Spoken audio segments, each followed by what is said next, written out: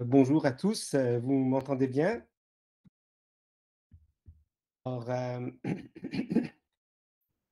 OK, excellent. Je me présente, je suis, Ouman Zolfagari, directeur de l'apprentissage automatique appliqué au crime. Donc, comme vous le savez, le crime, est, une des missions du crime, c'est de, collaborer, à la à l'essor à l'essor technologique, au, au niveau de la communauté, au niveau de l'industrie. Donc, le crime a une mission de transfert de la technologie et des avancées scientifiques pour les rendre accessibles, ou en tout cas aider les organismes et les entreprises à entrer dans cette innovation-là. Et donc, le crime est un partenaire et une ressource à ce niveau-là. Comme vous le savez, dans les dernières années, il y a eu vraiment une explosion scientifique et technologique propulsée par l'apprentissage automatique. Et donc, beaucoup de, euh, de fonctionnalités et de possibilités dont on rêvait avant sont soudainement, en tout cas semblent du moins devenir accessibles. Il y a une beaucoup d'investissements, autant dans les institutions que dans l'industrie, dans les gouvernements, euh, pour exploiter, pour exploiter toutes ces possibilités nouvelles et toutes ces avancées nouvelles. Donc, il y a une explosion du savoir, et d'autre part, ben, l'industrie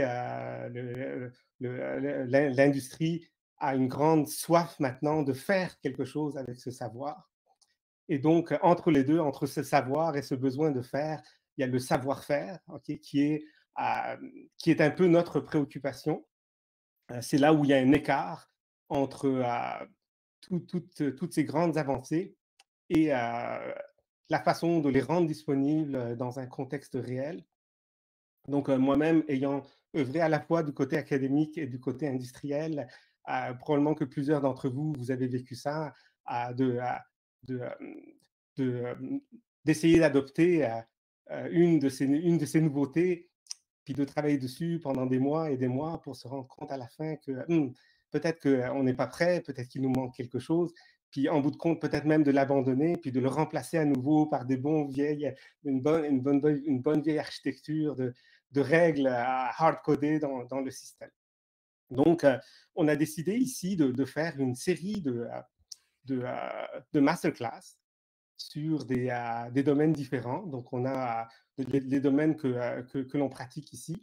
Donc, la parole, le speech, le texte, la science des données, la vision par ordinateur, etc. Donc, comme on œuvre dans plusieurs de ces domaines-là, on a décidé de présenter une série de classes de maîtres, donc dans lesquelles un de nos experts dans le domaine nous montre la façon dont il travaille pour s'attaquer à des problèmes qu'on aimerait voir comme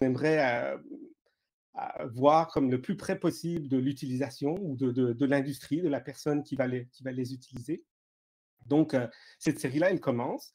Et je vous invite d'ailleurs à nous écrire, de nous donner du feedback, même par écrit, ou des suggestions, ou des critiques aussi, voir est-ce que ça correspond, est-ce que ça répond à des problèmes qui vous concernent, qui vous intéressent. Okay.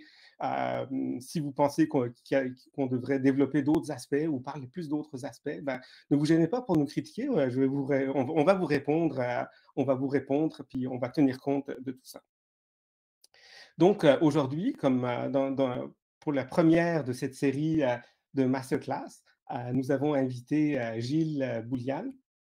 Donc, Gilles Boulian est un chercheur senior en traitement automatique de la parole au crime depuis son arrivée en 1998. Donc, Gilles effectue des recherches en traitement du signal audio, en reconnaissance de la parole et du locuteur, des travaux appliqués à l'indexation, la post-synchronisation, le sous-titrage de documents. Il s'intéresse particulièrement à l'intersection des approches probabilistes bayésiennes et l'apprentissage profond, en suivant des méthodes d'apprentissage peu ou pas supervisées. Donc, Gilles a une très vaste expérience, tant du point de vue théorique que du point de vue pratique. Et, euh, et, euh, Et donc, il a une grande connaissance des problématiques concrètes qui peuvent apparaître quand on essaie de passer de la théorie à la pratique. Et sur ce, je vais laisser la parole à Gilles. Juste pour parler du format, on va faire une présentation d'une quarantaine de minutes et après 40-45 minutes, on va voir comment ça se déroule. Et après, il va y avoir une séance de questions. Donc, pour les questions, soit vous pouvez y aller dans le chat, dans les questions-réponses, et une personne va les filtrer et je vais lire les questions à Gilles. Ou bien vous y allez, ou bien si vous voulez prendre la parole vous-même, vous pouvez lever la main. Donc, sur ce, Gilles, à toi la parole. Merci, Ouman. Je vais partager mon écran avec le bon onglet.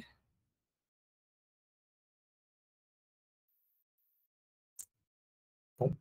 Est-ce que Ouman, tu peux me confirmer qu'on voit mon écran? On voit bien ton écran. Bon. Parfait. Donc, je vais commencer. Notre sujet aujourd'hui, ça va être la reconnaissance de la parole et notamment comment on peut partir de zéro avec des nouvelles données, créer un modèle de la parole.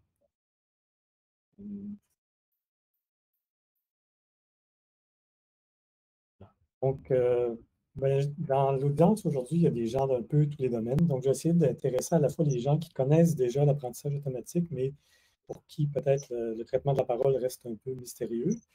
Il y a aussi plusieurs qui sont familiers déjà avec le traitement de la parole ou du langage. Et on va voir un petit peu comment l'apprentissage automatique s'applique particulièrement au domaine de la parole et du langage. Et je vais essayer de rester le plus pratique possible. On ne verra pas beaucoup de théorie, mais comme c'est une présentation quand même assez courte, on ne pourra pas aller dans beaucoup de détails très pratiques. Mais je vais surtout utiliser un exemple qui est une compétition à laquelle on participe en ce moment. La période d'évaluation vient juste de se terminer hier. Et donc, à travers ce défi scientifique, je vais essayer de vous montrer comment on a procédé et comment, en pratique, on procède en général. Donc, la reconnaissance, le problème qu'on cherche à résoudre, c'est la reconnaissance de la parole. Évidemment, l'application la plus connue, c'est la dictée ou la conversion voix-texte, donc transcrire un enregistrement audio en texte. Mais en fait, pour résoudre ce problème-là, il faut utiliser un modèle, il faut créer un modèle de la parole. Et une fois qu'on a ce modèle-là, en fait, on n'est pas limité simplement à la transcription. Il y a des tas d'applications. On peut transcrire en phonème, par exemple. On peut faire aligner des mots et du texte. On peut faire la détection de mots-clés. Il y a des agents conversationnels qui peuvent utiliser ce modèle de la parole-là.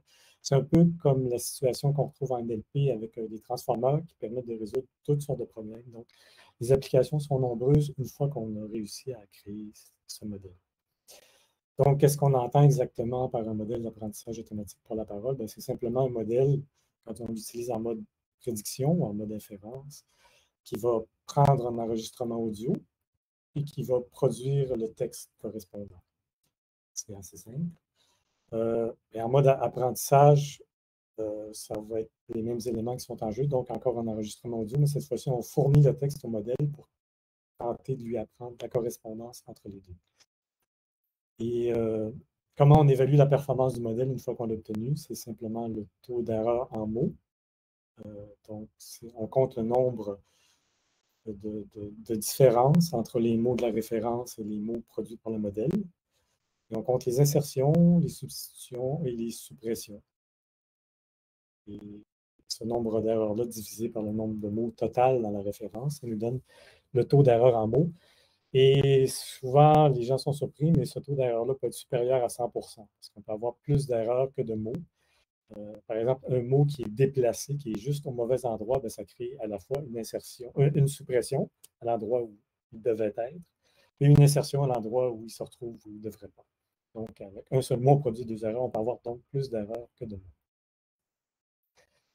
De quoi on a besoin pour faire l'apprentissage? Là, on va se concentrer sur l'entraînement supervisé, c'est-à-dire qu'on a une entrée audio, un enregistrement, et notre supervision, c'est finalement la suite de mots du texte correspondant.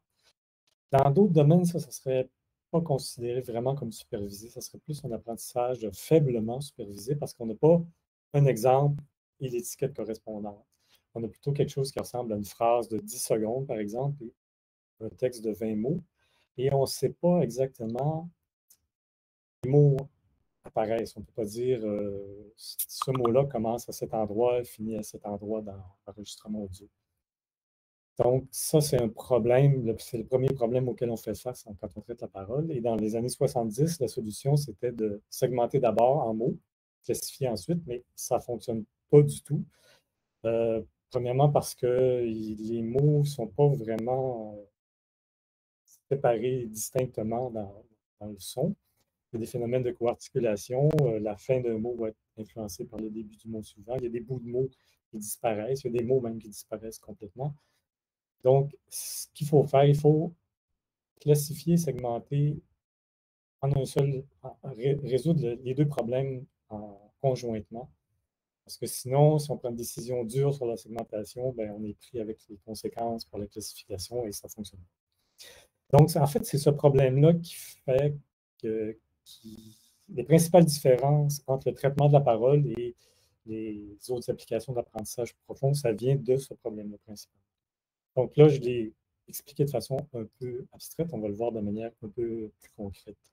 Dans un exemple, j'ai choisi comme exemple ce défi-là. Donc, c'est un défi organisé par le NIST aux États-Unis et financé par l'agence IARPA.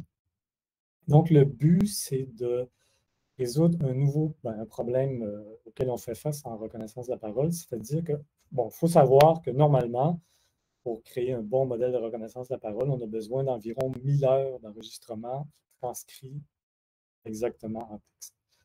Et ça, 1000 heures, et même, on peut parler même de 50 000 heures pour les modèles les plus récents. Et ça, c'est très difficile, c'est très coûteux à produire, donc on l'a pour quelques langues, peut-être une 10, 15 langues dans le monde. Alors que pour d'autres langues, on n'a vraiment pas cette quantité de données. En fait, 90% des 6500 langues du monde pourraient recevoir le qualifié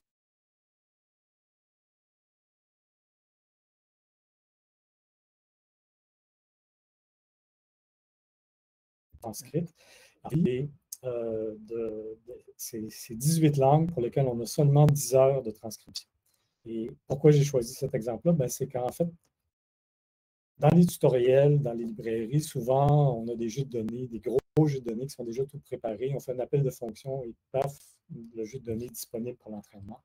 Alors que dans la réalité, souvent dans la recherche appliquée, nous, par exemple, dans nos contrats de recherche pour les entreprises, on a des données brutes qui ne sont pas déjà préparées et c'est souvent là que tous les obstacles qu'on rencontre se trouvent et les difficultés de réussir à créer notre modèle de parole, ça vient en fait, c'est dans la préparation des données principalement. Donc là, on n'ira pas quand même recueillir nous-mêmes les données et les transcrire nous-mêmes. On va partir plutôt de données brutes, donc les données telles qu'elles ont été enregistrées et avec la transcription telle que les sous-traitants de l'IARPA les ont faites. Et ça va être intéressant aussi parce que dans ce défi-là, pour nous, ce qui est intéressant, en fait, c'était qu'il y a une variété de langues et de problèmes. Les systèmes d'écriture sont différents d'une langue à l'autre. La morphologie, il y a toutes sortes de phénomènes qui sont très fréquents dans les langues en général et qu'on n'observe quasiment pas en anglais ou en français. Donc, on ne les traite pas en anglais ou en français. Et on va voir que les étapes très spécifiques à la parole sont vraiment au début de la préparation des données et au fur et à mesure qu'on progresse dans l'entraînement du modèle, on se retrouve plus en situation d'apprentissage profond habituel. Donc, on va s'intéresser beaucoup aux étapes de préparation. Donc, si on regarde ces données-là du défi OpenPSR, on a 18 langues. Et chacune des langues, les données ont été placées dans un répertoire séparé. Donc, si on reprend, par exemple, pour l'amharique, qui est une des langues du défi, on voit que le répertoire est divisé en 3 partitions. Donc, une partition build pour l'entraînement, une participation dev pour le développement et l'évaluation. Une partition pour l'évaluation, qui va servir seulement une fois qu'on va avoir obtenu notre modèle final. Et dans chaque pour l'entraînement et pour le développement, on a une série d'informations. Et la plus importante, évidemment, c'est les fichiers audio.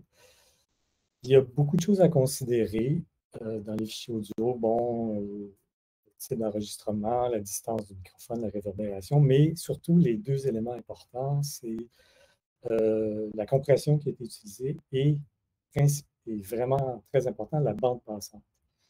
La bande passante, donc, c'est juste quelle fréquence la plus élevée a été conservée dans le signal, et ça correspond à la moitié de la fréquence d'échantillonnage. Et ça, c'est vraiment un problème sur lequel butent la plupart des débutants en traitement de la parole. Dans nos fichiers audio aussi, on va voir qu'il y a d'autres informations qui sont incluses à des endroits des fois un peu bizarres. Donc, si on regarde dans le répertoire audio pour l'entraînement, peut-être juste une dizaine de fichiers, on constate premièrement qu'ils ont au moins deux types d'extensions. C'est pas évident, mais c'est décrit dans la documentation. Il y a une partie du nom de fichier qui correspond à la langue, une partie du nom de fichier qui correspond à la conversation. Donc, ici, on voit ici qu'il y a une conversation qui a été divisée en fait en deux fichiers. En fait, le inline, outline, ça correspond au canal. Donc, ça, c'est le genre. Souvent, les informations, les métadonnées comme ça ne sont pas dans des belles tables séparées, ils sont incluses dans les noms de fichiers. Et par exemple, si on prend le fichier WAVE qu'on voyait tantôt dans notre listing, on peut aller chercher les informations avec un petit programme qui s'appelle FFcode. Donc, lui qui nous dit que c'est un fichier de 10 minutes avec une fréquence d'échantillonnage de 48 kHz. Tandis que si on regarde un fichier avec une extension .sph, ben, c'est aussi un fichier de 10 minutes ici, mais lui est échantillonné à 8000 Hz. Donc, la première étape, ça va être de standardiser la fréquence d'échantillonnage et on va essayer de ramener tous les fichiers à la même. Et une qui est souvent utilisée pour la parole, c'est 16 kHz. Donc, on peut le faire ici avec un outil comme FFmpeg. Donc, ici, on a converti à 16 kHz. Là, on va visualiser notre fichier. Donc, le premier graphique ici, c'est simplement la forme d'onde. Donc, ça correspond directement au signal du microphone, échantillonné à 16 000 Hz, c'est-à-dire qu'on a pour 10 secondes, on a 160 000 échantillons. Et là, l'image au-dessous, c'est très important, c'est ce qu'on appelle un spectrogramme. Donc, c'est une représentation du signal, mais un peu plus détaillée. Donc, on a le temps encore en abscisse, en X, mais en Y, on a la fréquence. Donc, la couleur nous donne l'énergie qui est présente pour chacune des fréquences. Et là, ce qu'on constate, c'est qu'on ne voit pas d'énergie en haut de 4000 Hz. Pourquoi? Parce que c'est un fichier échantillonné à 8000 Hz. Et donc, la bande passante est limitée à 4000 Hz. Et même si on l'a converti à 16 kHz, ça ne nous a pas rajouté l'information qui manquait. Ça, c'est important de savoir. Donc, si on a des fichiers de 48 000 échantillonnés à 48 000 kHz, c'est qu'on l'a converti à 16 000, on va avoir de l'information ici, mais ceux de 8 000, ben, on n'aura pas l'information. Donc, pour le modèle de la parole, ils apparaissent comme deux signaux très différents. Donc, on peut écouter peut-être aussi pour avoir une idée. C'est important d'écouter juste pour vérifier que la conversion, c'est bien.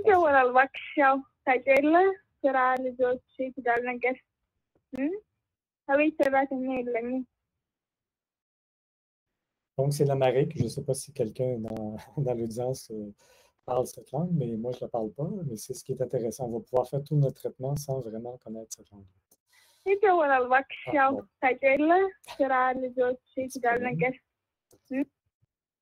Donc, en fait, le spectrogramme qu'on a vu, c'est très important parce que c'est un peu la base des représentations.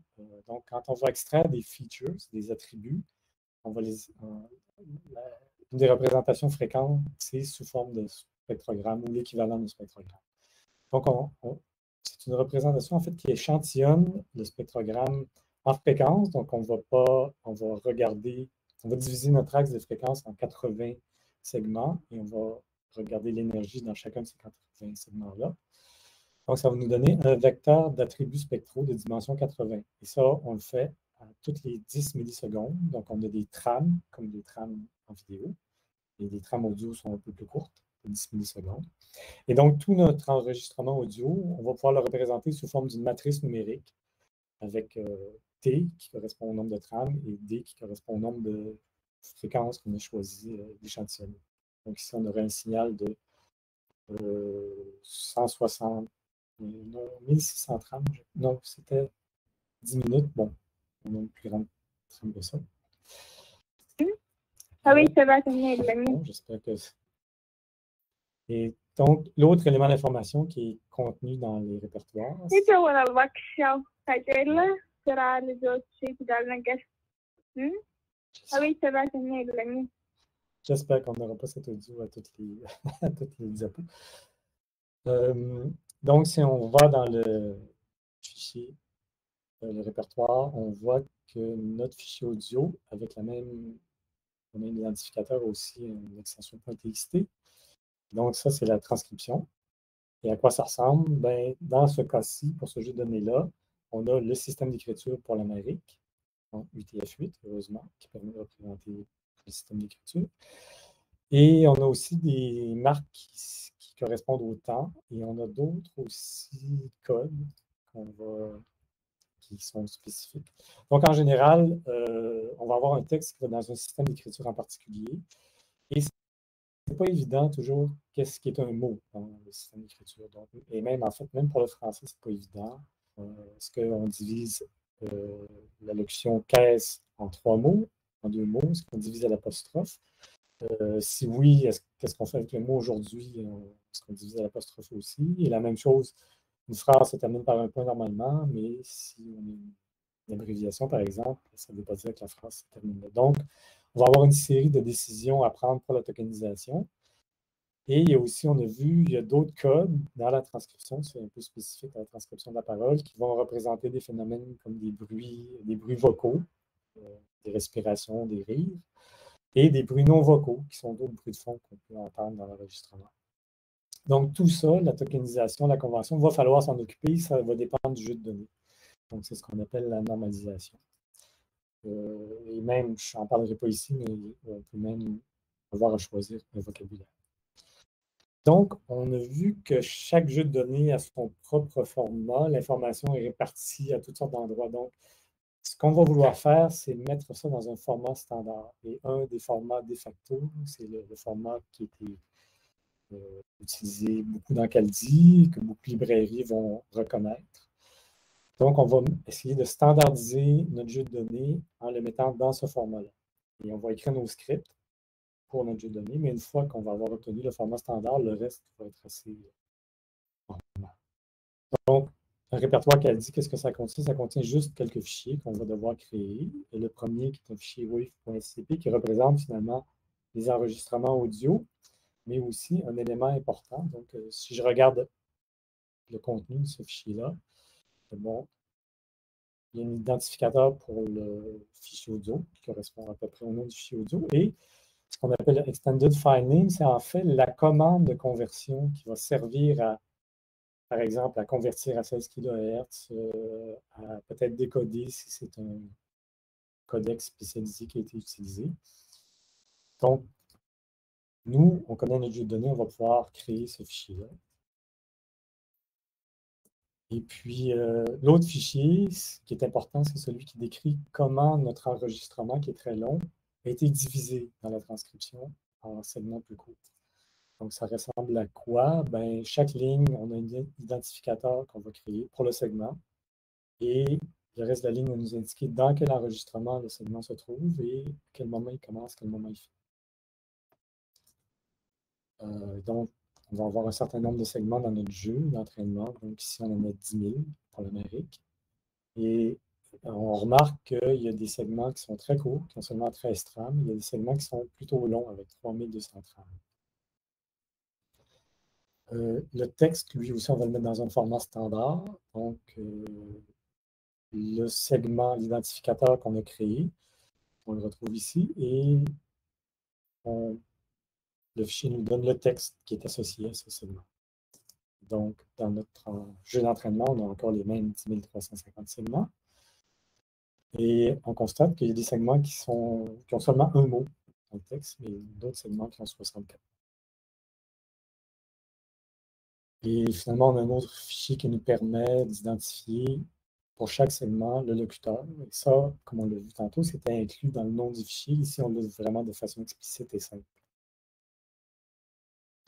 Bon, donc, on a fini la première étape qui est la plus importante. Et je vais vous montrer le contenu des fichiers juste pour que vous ayez une idée concrète là, à quoi ça ressemble physiquement.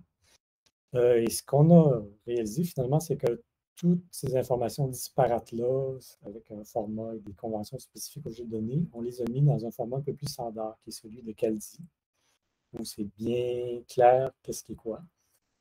Et là, à partir de ce point-là, ben, le reste, c'est presque de l'apprentissage automatique traditionnel, l'apprentissage profond traditionnel. Il nous reste évidemment à décider ce qu'on met dans notre bloc reconnaissance. Donc là, on a le choix de plusieurs architectures qui ont déjà été bien expérimentées pour la parole. Et on ne va pas réécrire à partir de zéro en général. Ce sont des modèles quand même assez complexes. On va utiliser des outils, des toolkits déjà écrits qui sont du domaine public. Par exemple, CalDi, quand on veut utiliser des modèles hybrides HMM et apprentissage profond. Il y a d'autres toolkits comme K2FSA qui permettent d'utiliser des modèles profonds un peu plus directement. Et en fait, toutes ces architectures-là, on les a utilisées, nous, pour participer à OpenASM. Donc, on ne va pas les voir en détail, mais c'est juste de savoir qu'il en existe plusieurs. On va essayer d'avoir peut-être une compréhension minimale du principe, au moins.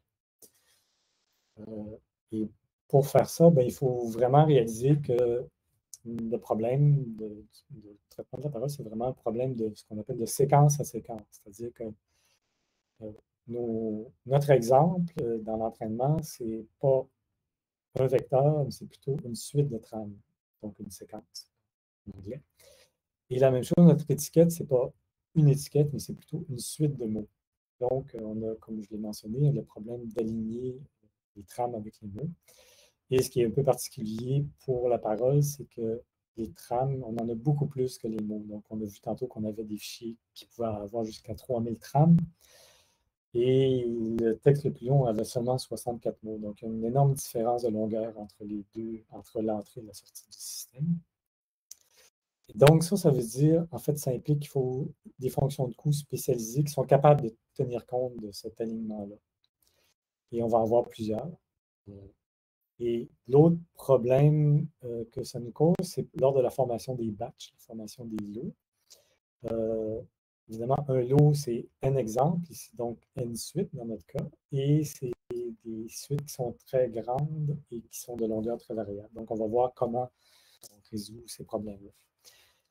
Donc, le premier alignement, le premier problème, c'est celui de l'alignement. Donc, le réseau neuronal, lui, normalement, il va sortir, il va avoir une sortie pour chaque trame. Donc, on appelle ça les logits, qui est en fait la sortie de la dernière couche d'activation. Ça représente un peu la probabilité de chacune des classes à ce moment-là. Donc, l'ensemble des logits pour un fichier audio, ça va être une matrice de T trames et C classes. Donc, j'ai essayé de vous faire une visualisation de la sortie. Ici, c'est un cas simplifié parce que ça aurait été trop gros, mais ici, on avait 200 trames et les classes, c'était des phonèmes. Donc, ce que le réseau de neurones nous sort, c'est pour chaque trame, donc chaque colonne dans la représentation, bien, il y a un logit, l'équivalent d'une probabilité pour chacune des classes. Donc, la classe ici, la classe 0, était très probable à ce moment-là. Okay. Et donc, pour les 200 trames, on avait seulement 23 mots. Ici, j'ai mis la segmentation dans le temps de chacun des mots. Ce qu'on voit, c'est que les mots, évidemment, sont de durée variable. Et ce que le réseau de neurones ne sait pas, lui, quand il produit ses logits, c'est chacune des classes, en fait, elle ne peut pas apparaître n'importe quand parce qu'on a une séquence de mots donnés. Donc, il y a des contraintes sur la suite, les suites possibles sur les classes. Donc, la sortie du réseau n'en tient pas compte des suites possibles et de l'ordonnancement des mots et de l'ordonnancement des classes dans chacun des mots. Donc, le problème, c'est qu'on voudrait avoir une fonction de coût, normalement, qui nous donnerait pour chacun des logits une étiquette, mais nos étiquettes, en fait, c'est des mots, donc c'est un vecteur de dimension L, donc ça ne correspond pas du tout au logit. C'est ça que l'alignement va nous donner. Il va nous donner une version des logits qui tient compte des contraintes sur les suites de classes. Donc, ça va être des logits modifiés, on pourrait dire. Et là, à ce moment-là, une fois qu'on a obtenu ces logits modifiés, on va pouvoir avoir une fonction de coût plus conventionnelle qui va nous fournir le coût et aussi directement les gradients qui vont nous permettre d'optimiser notre réseau neural, les poids, de réestimer en fait le réseau neural. Donc, il y a plusieurs de ces fonctions de coût-là qui sont utilisées et je vous les présente un peu ici parce que ce n'est pas des fonctions de coût qui sont communes en apprentissage. Donc, c'est vraiment spécialisé pour la parole. Donc, les réseaux hybrides, DNN, HMM, font exactement ce que j'ai décrit, c'est-à-dire qu'ils vont utiliser HMM, qui est un graphique très compliqué pour faire la corrélation, disons, expliquer comment chaque mot se décompose en phonèmes, chaque phonème se décompose en phonème en contexte, et chaque phonème en contexte se décompose en début, milieu, fin, et toute une hiérarchie de graphes pour arriver finalement à la classe. Et déjà, avant les réseaux de neurones, on avait déjà des algorithmes pour faire cet alignement-là. Donc, calculer les logits modifiés en tenant compte de toutes ces contraintes-là. Et donc, c'est ce qu'on utilise pour les modèles hybrides. Donc, les HMM vont nous donner l'alignement. Une fois qu'on a l'alignement, on va pouvoir réestimer le réseau de neurones pour trouver d'autres logits. Donc, c'est les itérations s'intercalent entre la rétropropagation pour le réseau de neurones et l'alignement avec le HMM. Donc, c'est une situation pas très désirable parce que l'alignement avec le HMM, c'est un autre ensemble de logiciels, c'est une autre technologie et ça ne discute pas directement avec PyTorch ou d'autres logiciels plus habituels. Donc, les réseaux de neurones, il y a des gens qui ont proposé, bon, je pense que c'est en 2013, Graves, entre autres, une autre fonction de coût qui s'appelle, qui est le CTC, qui est le Connectionist Temporal Classification. Donc, l'idée, c'est qu'on a beaucoup simplifié le réseau. Donc, on a simplement un petit réseau très simple qui fait le passage des mots directement aux lettres et on va utiliser les lettres comme classe acoustique. Donc, la conséquence, c'est juste que le réseau est tellement simple que l'algorithme pour trouver le chemin optimal devient suffisamment simple pour qu'on puisse en calculer explicitement le gradient. Et donc, quand on fait l'alignement, on calcule le chemin optimal, on obtient le gradient qui nous permet de faire la rétropropagation directement dans notre réseau neural. Donc, on peut juste utiliser cette fonction de coût-là comme n'importe quelle fonction de coût de réseau neuronal. Et ça s'intègre très bien dans tous les outils d'apprentissage normaux. Il y en a une deuxième qui a été proposée, qui est très semblable, mais avec un réseau, un graphique encore plus simple. Et plus récemment, on a une autre fonction de coût qui permet directement de faire la rétropropagation. Même si on a un graphe très compliqué comme celui des HMM, on peut faire la composition des logits de notre HMM directement avec le réseau, l'automate à état fini, et obtenir le résultat, obtenir les gradients directement. Donc, ça permet aussi de prendre n'importe quel modèle d'apprentissage profond et de calculer le coût et de faire la rétropropagation des gradients. Il y a une dernière fonction de coût qui fait aussi un alignement, qui est l'attention.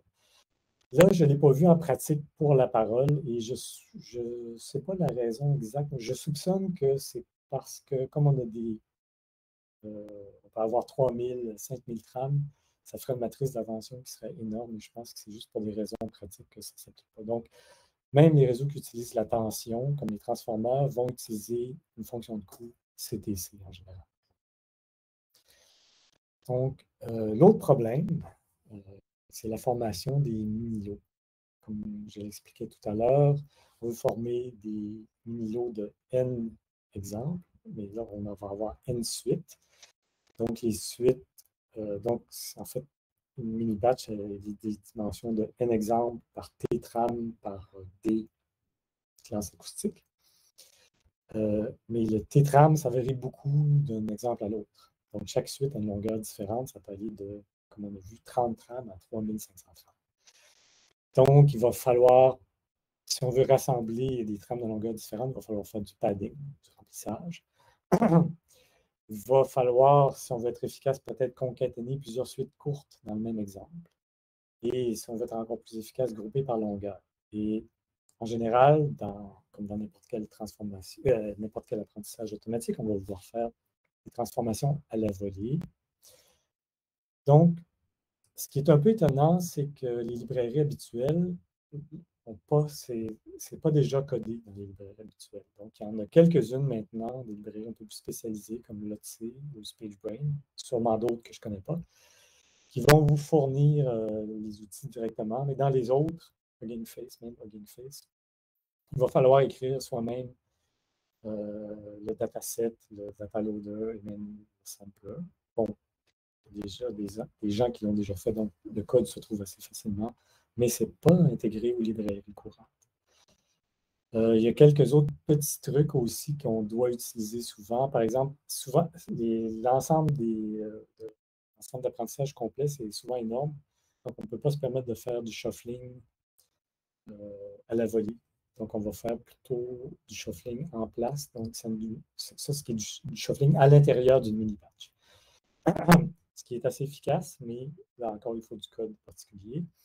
Et un autre truc qu'on doit utiliser souvent, c'est que souvent les batchs sont tellement grosses qu'on peut en mettre une ou deux en mémoire seulement dans la mémoire du GPU. Et évidemment, faire de l'apprentissage avec des mini-batchs de 1 ou 2 exemples, ça devient très bruité. Donc, on va vouloir accumuler le gradient. Donc, pas appliquer la rétropropagation immédiatement, mais attendre d'avoir accumulé un certain nombre de mini-batchs, comme 16 ou jusqu'à 64, avant de faire la rétropropagation. Donc, en pratique, qu'est-ce que ça donne? Bon, évidemment, ça dépend beaucoup du toolkit qu'on utilise, mais juste pour ce qu'on a, nous, on a observé, par exemple, sur OpenESR, c'est que pour une langue, un entraînement typique, ça va prendre 10 à 12 heures de GPU. Donc, ça, c'est pour Kaldi, qui est le modèle hybride, ou K2FSA, qui est le modèle intégré. Et si on a un modèle un peu plus complexe, comme par exemple XLSR, pour lequel on fait seulement le fine-tuning, mais comme le modèle lui-même, les parties qu'on n'entraîne pas, il faut quand même propager les données à travers ces parties-là. Donc, ça prend 50 à 60 heures de GPU.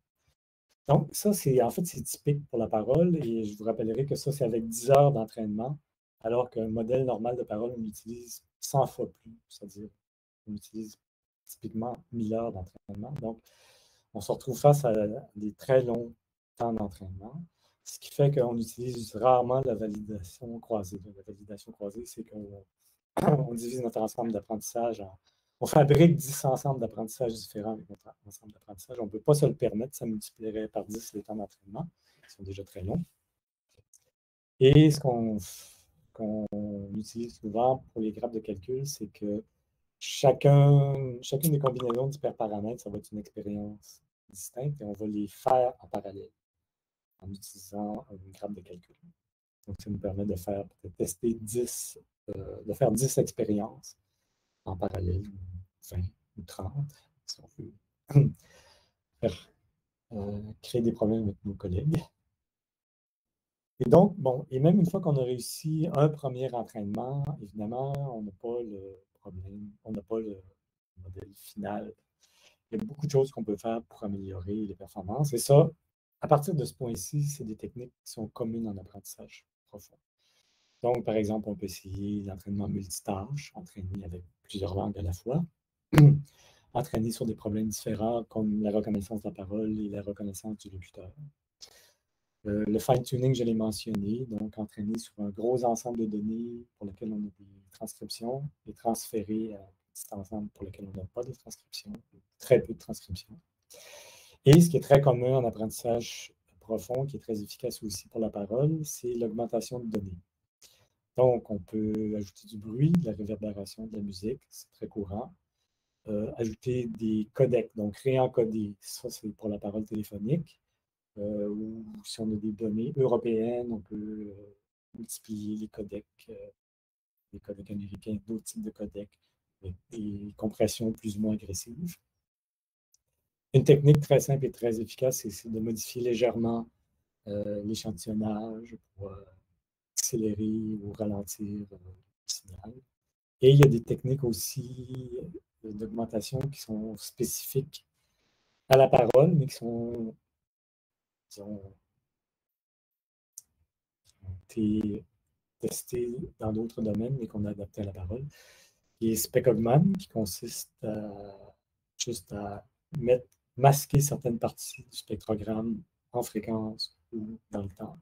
Et Mix-up, qui est un peu semblable, mais on ne fait pas juste masquer, mais on importe des parties des spectrogrammes venant d'un autre exemple. Donc, et peut-être le dernier à mentionner, si je ne veux pas aller trop dans les détails, c'est la combinaison de modèles. Donc, en parole, la sortie du système, c'est une suite de mots avec leur alignement, donc le début et la fin de chaque mot. Et donc, si on a plusieurs modèles différents, on va avoir plusieurs suites de mots différents, mais aussi peut-être même pour les mêmes mots, différents alignements différents temps de début et temps de fin. Donc, il y a une technique spéciale qui permet de combiner les différentes suites de mots avec leurs différents alignements quand ça provient de différents modèles. On appelle ça rover. Et donc, juste pour être un peu plus concret, ah oui, dernière chose à noter, mais c'est commun à tout l'apprentissage profond, c'est que on a beaucoup de combinaisons d'hyperparamètres, beaucoup de résultats.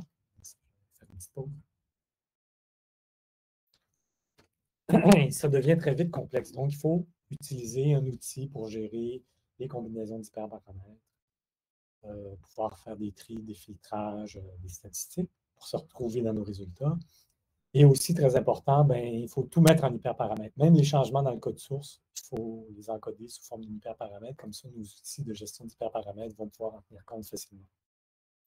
Et un dernier point, mais je pense que tout le monde doit s'en douter, c'est que c'est très utile de générer les tables et les figures pour les rapports ou pour les articles, les générer programmatiquement, directement à partir de nos outils d'agrégation de données, parce que l'entreprise va vouloir peut-être avoir une question particulière, il faut générer une nouvelle table. Le réviseur d'un article va pouvoir dire « Oui, mais je voudrais aussi avoir une colonne dans votre table. » Donc, on ne veut pas refaire tous nos tableaux, nos figures à la main à chaque fois. Donc, pour revenir à des choses un peu plus concrètes, donc on a, sur l'Amérique, passé à travers toute une série d'expérimentations, et je vais juste un peu vous donner une idée de ce à quoi ça peut ressembler. Évidemment, comme on a très peu de données, on n'a pas tenté immédiatement d'appliquer les modèles d'apprentissage profond. Donc, on a eu recours à une technique qui était l'état de l'art il y a 10 ans, donc les SGNM, qui n'est pas une technique d'apprentissage profond, qui est juste une technique un modèle probabiliste bayésien. Et donc, on obtient avec ça, il nous 10 heures d'Amérique, 65,6% d'erreurs de mots. Et donc, c'est un résultat intéressant, mais pas si bon que ça. Et les modèles d'apprentissage profond, en utilisant des techniques d'augmentation de données, nous donnent quand même un meilleur résultat. En améliorant les techniques d'augmentation, on peut déjà réduire ce taux d'erreur-là. Et à travers toute une série d'étapes qui consistaient principalement à aller chercher d'autres textes pour la modélisation du langage, on a pu améliorer de manière assez significative les résultats. Une meilleure détection d'activité vocale aussi, ça permet d'améliorer les résultats. Et finalement, comme il s'agit de conversations téléphoniques, c'est très difficile de trouver des textes, et surtout des textes en Amérique. Et on a mis au point une technique qui permet d'aller chercher ce qui ressemble à une conversation, mais dans des textes plus généraux. Ça nous a permis d'aller chercher suffisamment de textes qu'on a pu utiliser un modèle de langue neuronale. Et donc, ça a été peut-être une des grosses améliorations aussi. Et à la fin, comme toutes ces expérimentations-là nous ont donné des dizaines, des vingtaines de modèles, on a pu faire la combinaison de 5 ou 6 de ces meilleurs modèles-là, et c'est ce qui nous a donné les meilleurs résultats jusqu'à maintenant. Donc, ça vous montre un peu comment en pratique, il faut faire beaucoup d'expérimentation et être capable de combiner finalement le résultat de ces expérimentations. Donc, en conclusion, ce que je voudrais qu'on retienne, c'est que la reconnaissance de la parole, c'est comme n'importe quel problème en apprentissage profond, il y a quelques éléments spécifiques et qui viennent principalement de la préparation des données. Donc, dans la préparation des données, non seulement le traitement des données brutes, mais aussi juste la façon dont on met en batch, en mini-batch, ces données-là. Mais une fois que ça est fait et résolu, le reste est standard. Il y a les fonctions de coût qui sont moins connues, mais qui sont des fonctions de coût d'apprentissage profond normal. Et leur caractéristique principale à retenir, c'est qu'elles vont tenir compte de l'alignement des mots et la correspondance en fait entre les mots et les trames, qui n'est pas entièrement libre, mais qui est due au fait que les mots, c'est un phénomène séquentiel, les sous-unités de mots, comme les phonèmes, ont aussi des contraintes de séquence. Et finalement, bon, un point mineur, c'est que la métrique qu'on utilise généralement, ce n'est pas la précision, le rappel, ou le FE, par exemple, qui sont plus communs en apprentissage profond, mais c'est une métrique de taux d'erreur en mots. Et comme n'importe quel problème d'apprentissage profond, il y a beaucoup d'expérimentation qui doit être faite avant d'obtenir les meilleurs résultats possibles. Alors, voilà, ça termine. Je vais revenir à l'affichage normal. Donc, merci beaucoup, Gilles. Je comprends que c'était tout un défi de faire le tour de tout ce qu'on a vu, de toutes les étapes qu'on a vues en moins de 40 minutes, en fait. Donc, ici, merci. Donc là, on peut prendre une séance de questions. Vous pouvez soit lever la main ou bien poser les questions dans le chat. On a une dizaine de minutes, mais si vous voulez, on pourrait prendre 5 minutes de plus et à continuer avec ça. Donc, on est en train de processer les questions. Ici.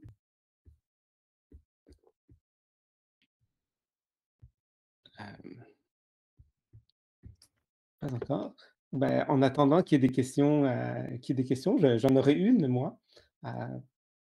Quand tu disais, Gilles, que pour les fonctions de coût, l'attention n'était pas beaucoup utilisée, ou en tout cas où tu vois qu'il n'est pas utilisé avec et tu attribues ça à la taille de l'input, en fait, et de la matrice d'attention, c'est des matrices d'attention que ça peut créer. On sait que l'attention est en général, en tout cas dans sa forme la plus courante, et proportionnelle au carré de la longueur de la séquence. Mais est-ce qu'il n'y a pas moyen de le faire? Est-ce qu'il n'y aurait pas moyen de le faire en le réduisant à des spans plus petits? Parce que j'imagine qu'une grande partie de l'apport de l'attention pour la voix, intuitivement, j'ai l'impression qu'elle est plutôt locale que globale. Oui, ben, effectivement, ben, ça a été proposé et ça fonctionne. C'est de l'attention limitée à un environnement court, quelques centaines de trames maximum autour du temps courant. Mais il y a d'autres fonctions de coût qui sont un peu plus... Le problème avec les fonctions de coût, c'est que ça ne reflète pas directement ce qu'on cherche à optimiser, qui est le taux d'erreur en mots. Donc, par exemple, CTC, ça optimise l'alignement et les contraintes sur les séquences, mais ce n'est pas aussi directement relié que d'autres fonctions de coût, comme celle que je mentionnais, LFMMI. Puis ça optimise beaucoup plus directement le taux d'erreur. Donc, peut-être que l'autre problème avec l'attention, l'attention est quand même utilisée à l'intérieur du modèle, mais pas comme fonction de coût finale.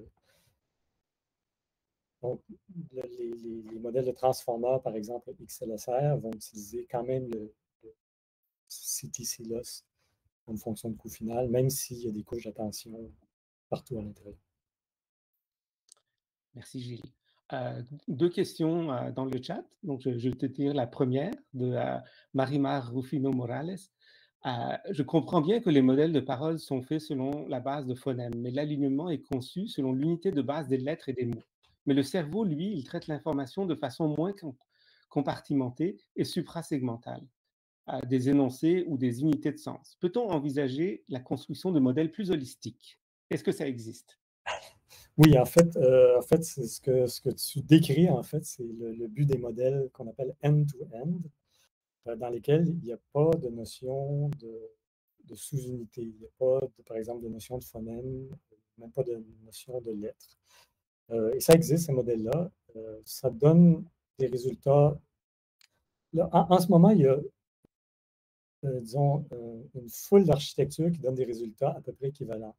Et donc, ça va être juste au fil du temps, on va peut-être pouvoir mettre le doigt sur l'architecture qui fonctionne bien. Mais par exemple, le modèle XLSR qu'on a essayé dans OpenESR, c'est un modèle qui part directement de la forme d'onde et qui produit à la fin directement des mots. Donc, et on n'a pas besoin de l'informer à propos des phonèmes. Et lui-même apprend les contraintes sur la suite des mots. Il apprend la contrainte sur la suite des événements acoustiques. Donc, il apprend tout par lui-même.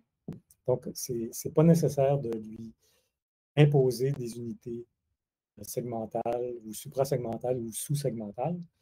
Par contre, ça lui prend énormément de données. C'est ce modèle-là qui utilise 56 000 heures pour pouvoir apprendre tout ça par lui-même. L'intérêt peut-être de donner de l'information comme la décomposition en phonèmes des mots, c'est que quand on n'a pas beaucoup de données, on n'en a pas suffisamment pour apprendre tous ces phénomènes-là. Et donc, par exemple, quand on a seulement 10 heures, le fait d'avoir des contraintes lexicales, des contraintes phonotactiques, ça aide le modèle à exploiter le peu d'informations qu'on lui donne.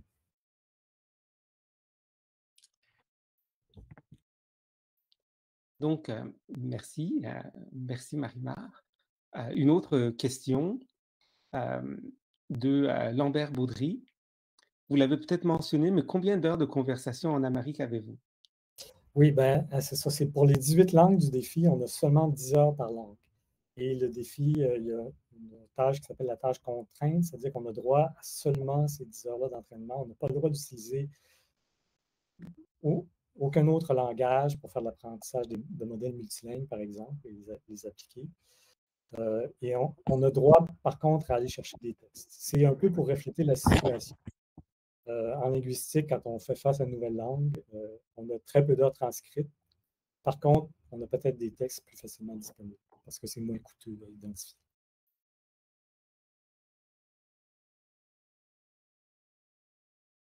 Merci Gilles. Alors, en attendant, d'autres questions? OK, une question de... je ne réussis pas à voir une question de qui ici, je ne vois pas le nom. Je veux commencer l'hypothèse. Quel est le matériel minimal pour effectuer ce genre de travail? À la base, combien coûterait à une jeune pousse la mise en place des procédés d'entraînement en validation? OK. Bon, là, ce n'est pas précisé sur quelles données on veut travailler. Par exemple, si c'est une langue comme l'anglais, il y a déjà des jeux de données disponibles gratuits. Il y a déjà même des tutoriels. Donc, le temps d'apprentissage n'est pas si long que ça. Et il y a même, en fait, des outils qui vont vous fournir même les GPU pour faire les calculs. Donc, si c'est une base de données existante, une langue qui existe, ça peut être fait très rapidement. Pour l'anglais, par exemple, c'est peut-être une question de jours, peut-être de semaines, il faut se familiariser avec les outils.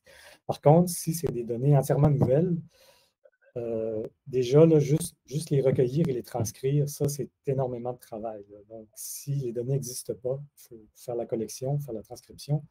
1 heure de données enregistrées, ça prend à peu près 30 heures de travail juste pour les transcrire en mots. Ça, c'est une partie du travail. Une fois qu'on a la transcription brute comme ça, il y a tout ce que j'ai expliqué à faire, qui est quand même beaucoup de travail de bras. Donc, bon, donc ça va dépendre beaucoup des cas particuliers, mais je dirais, c'est peut-être des mois de travail à partir de zéro complètement quand on n'a aucune donnée. Et peut-être juste des jours, des semaines maximum quand on a déjà toutes les données formées dans un dataset standard. Poursuivre dans la même lignée, Gilles, en vision et en NLP, on est habitué maintenant à avoir des grands modèles préentraînés et qu'une partie de l'entraînement, évidemment, ils sont, pour la plupart, de les entraîner à partir de zéro, c'est totalement inaccessible, c'est impossible, inaccessible pour la plupart des gens et des organismes même, en fait, des entreprises. Et on a plutôt une stratégie de fine-tuning ou d'adaptation. Est-ce que peux-tu nous dire quelques mots là-dessus concernant le speech? Oui, oui. En fait, je vais peut-être répondre à une question qui s'en vient en même temps. L'exemple que je vais donner, c'est celui de XLSR qu'on a utilisé dans le défi. Ça, c'est un modèle multilingue, c'est-à-dire qu'il a été entraîné avec 53 langues, il y a 53 dans son nom, avec 56 000 heures de parole. Donc, ce n'est pas à notre portée, c'est Facebook Research qui ont fait ça. Et ce modèle-là, premièrement, il était entraîné de manière non supervisée. Donc, il était entraîné seulement à partir des enregistrements audio sur toutes ces langues-là. Et on peut faire le fine-tuning de ce groupe. Ce modèle est disponible pour tout le monde et on peut faire le fine-tuning sur une langue en particulier. Et beaucoup de gens l'ont fait. Mais ça prend quand même, je dirais, au moins 30 à 50 heures pour que ça puisse fonctionner de manière optimale. Nous, ici, on l'a essayé avec 10 heures seulement, ce qui n'est probablement pas suffisant. Ça ne donnait pas des résultats d'ailleurs aussi bons qu'entraîner complètement à partir de zéro certains autres modèles. Donc, oui, ça existe. C'est des modèles énormes, mais qui sont la partie pré-entraînée. Ce n'est pas à la portée de tout le monde, mais on peut l'utiliser. Et ce qui reste à entraîner sur un petit ensemble de données, c'est une partie tout petite du modèle, qui est la partie spécifique à la langue. Donc, le reste, c'est un gros extracteur d'embeddings indépendant de la langue. L'idée, c'est que n'importe quelle langue avec 30 à 50 heures de données puisse être traitée. On puisse créer un modèle d'apprentissage. Donc, en fait, tu viens de répondre aussi en partie ou en totalité à la question de Yves Normandin. On entend parler d'apprentissage non supervisé pour la reconnaissance vocale. Est-ce que c'est réaliste? Ça pourrait donner la solution à la difficulté d'avoir des données transcrites. Alors, Yves, je ne sais pas si tu as la réponse à ta question ou tu voulais avoir une sous-question là-dessus. Tu peux lever la main aussi si tu veux continuer dans cette lignée-là.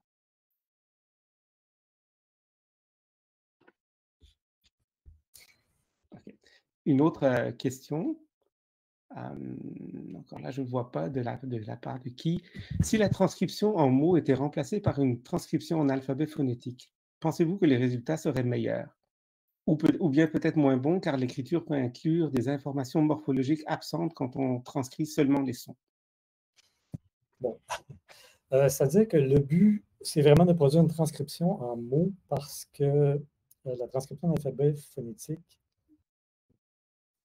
c'est insuffisant, disons, pour la communication parce qu'il reste plein d'ambiguïtés. Mais en fait, juste de passer de l'alphabet phonétique à la transcription en mots, c'est déjà un problème très difficile. C'est une grosse partie du problème. Parce que même si on était capable de reconnaître les sons exactement, transcrire ça en mots, c'est encore très difficile. Parce que quand on produit un mot, on ne fait pas nécessairement tous les sons du mot tout le temps.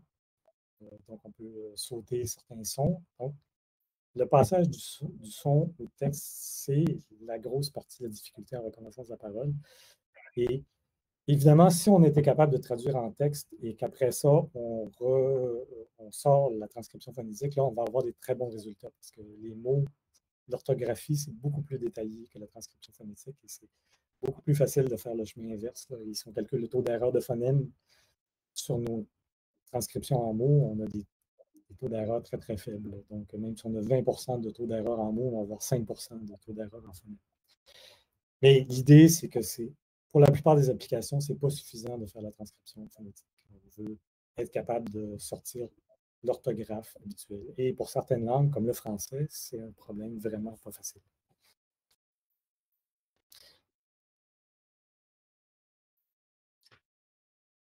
Bon, donc, je pense qu'on a eu, on arrive un peu à la fin des questions. Je vous invite d'ailleurs à nous envoyer des commentaires, à nous écrire.